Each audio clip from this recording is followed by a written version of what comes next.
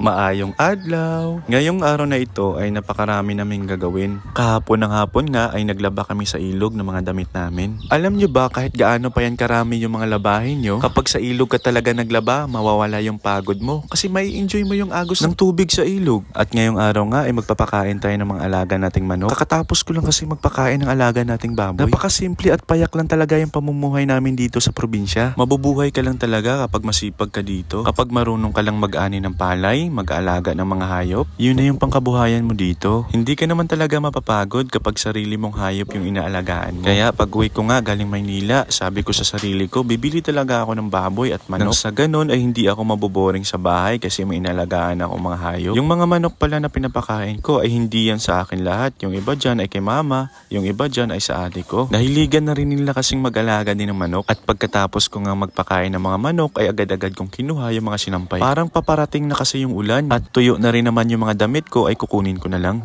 Gulat kayo sa sampayan ko, no? Ito yung bilang sampayan namin dito. Dito ko sinampay sa puno ng kahoy kasi nga wala nang bakante sa mga sampayan. Minsan nga sa dami na ng mga sinampay, puno na yung sampayan. Yung ibang damit ay sinasampay namin sa mga bato. Sa mga galing probinsya at natutunan yung mga ganitong gawi sa probinsya, tiyak makakarelate sila dito. Pagkatapos kuhain yung mga sinampay ko, agad-agad namang sumunod si mama. Kinuha niya yung mga sinampay niya. Nagsampay rin kasi siya ng mga puting damit ng mga kapatid ko. Mga uniform nila sa school. Habang nagvi-video nga ako kay mama na kumukuha ng mga sinampay. Hindi mo talaga maiiwasan mapatingin sa magagandang tanawin. Nako naman talaga kapag ikaw ay nature lover. Hindi lang kamera ng cellphone yung mabubusog mo dito, pati yung mata mo. At pagkatapos nga namin kumuha ng mga sinampay, agad-agad ko namang inutusan si Tuto na kapatid ko na magsiga ng apoy. Magpapakulo kasi kami ng tubig at magkakape na kami. Naranasan nyo na bang magkape habang harap mo yung ilog at mga punong kahoy? Sabayan pa sa mga simoy ng hangin. Sobrang nakaka-relax talaga. Dito mo talaga mararanasan yung tunay na buhay. At nakita ko rin pala yung tiya ko na nagbibinta siya ng bigas. Ngayong buwan nga ay season ng tig-harvest ng palay, kaya maraming bigas yung mga tao ngayon. Sa kagandahang palad ay hindi na kami magugutom. Kapag marami kang bigas, ulam naman yung iisipin mo. Season pa lang ngayon ng mga tig-harvest ng palay, kaya maraming bigas yung mga tao. Ito namang inaanak ko ay nahuli siya ng maliliit ng isda at maliliit na mga crabs. Naku, kapag yung mga bata dito, kapag nagsawa na sa kakaselfon, pupunta ng ilog at maliligo at panghuli ng maliliit na isda. At pag uwi nga ng mga bata sa bahay, sobrang itim na ng mga balat nila kasi sa kakabilad sa araw. Kapag nakita ko yung mga bata ngayon, naisip ko rin yung mga kabataan namin na dati. Katulad rin kami nila dati. Kami nga dati, inaabot kami ng hapon sa ilog. Hindi namin namamalayan ng papagabi na pala. Magugulat na lang kami na sinundo na kami ni Papa. At may daladalang pampalo sa nga ng bayabas. Nako, sobrang sakit pa naman ng pampalo ng bayabas kapag dumapat sa balat mo. Ngayon nga ay iba na yung kasayahan ng mga bata. Cellphone, computer, yung kasayahan nila ngayon. Ang swerte nga nila ngayon, elementary pa lang, di cellphone na, di tablet na, di laptop na. Mapapasana all ka na lang talaga. Kami dati, bahay-bahayan lang. Yung mga laruan pa namin is mga yung makikita lang sa paligid. Sa bagay, nag-iiba talaga yung buhay ng tao. At tignan nyo naman yung mga pananim ni mama ng mga bulaklak, sobrang taba. Kasama ko rin pala yung kumpare ko. Papunta kami sa isang kaibigan namin na mahilig din mag-alaga ng baboy. Bibisitahin namin siya sa kanyang mga alagang baboy at alagang kambing doon. Yung dinaanan namin is ilog to. Kapag malakas yung ulan, grabe yung baha din dito. Tuwing bumabaha nga, lumalaki din yung ilog dito. Dito kami dumaan kasi walang tubig, tagtuyot na kasi. Napakaganda talaga ng view dito. Itong bahay pala ay bahay ng kaibigan ni mama, si Atelina at Kuya Danilo. Yung mga anak nila ay nasa Maynila.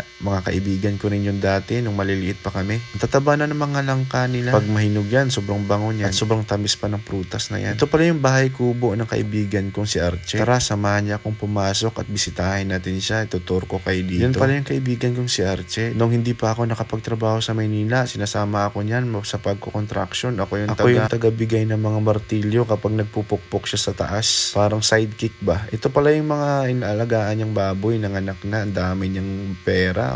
Pera na yan mga kadudo. Tapos dinagdagan nyo pa yung kwarto-kwarto ng bahay ng baboy kasi nagpaplano siyang dagdagan yung isang inahing baboy niya para rarami na yung baboy niya. Sabi ko, magkanong benta mo ng isa niyan? Sabi niya, 2.5 daw. Tapos, nung hapon na ay naisipan namin mag-ihaw ng Bisayang manok magtutula kasi kami mga kadudong sa paparating na gabi. Ito yung ulamin namin sa hapunan. Nagkikrave kasi si mama ng bisayang manok para humigop ng sabaw. Tapos yung kapatid kong si Tuto umiyak dahil ayaw niya dong ipaluto yung kanyang manok. Sabi ko, ang daming manok to, bibigyan pa kita, bibilihan kita. Naawa din ako sa kanya kasi inalagaan niya daw yan. Sabi ko sa kanya, buti nga iihawin natin, baka kakain ka pa. Kaysa nakawin yan, marami din kasing mga ano dito, makakati yung kamay mga kadudong, mawawala na yung manok mo. Akala ko nga ahas yung kumukuha, ahas pala na malaki ulo na may buhok na itim. Ayun mga kadudong, yung mga manok namin, kung wala kang ulam, kukuha ka lang dyan, pero mas maganda paparamihin mo. Tapos ayun si Tuto, grabe yung iyak niya, sabi ko.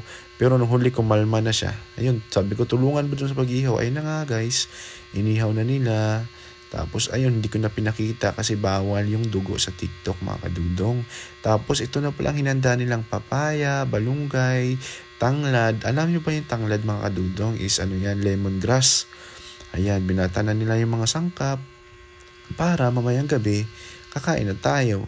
Tapos ayun mga kadudong, yung malunggay, napakasustansya nan. Ako yung nag-ano niya, nagtanggal ng mga dahon-dahon. Tapos ayan pala yung asawa ng aming ano dito kasi sila nakatira sa bahay. Ay naman kadudong, luto na yung ating tinolang kinapayasan at may malunggay na manok. Maanghangin mga kadudong, masarap kasi kapag maanghang mga kadudong. So ayun na mga kadudong, kain tayo.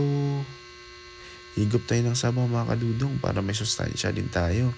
So ayun mga kadudong, sobrang sarap niyan. Kahit ganyan lang yan tignan, simpleng luto lang. Pero sobrang sarap yung lutong Bisaya. So ayun lang mga kadudong. Higop tayo ng sabaw. God bless. Shoutout pala kay GR from Cantilan, Surigao del Sur. At syempre kay Jean Sanchez from Kalinan, Davao City. Sila yung mga #1 commenters ko sa TikTok. Maraming salamat sa inyo. God bless mga kadudong.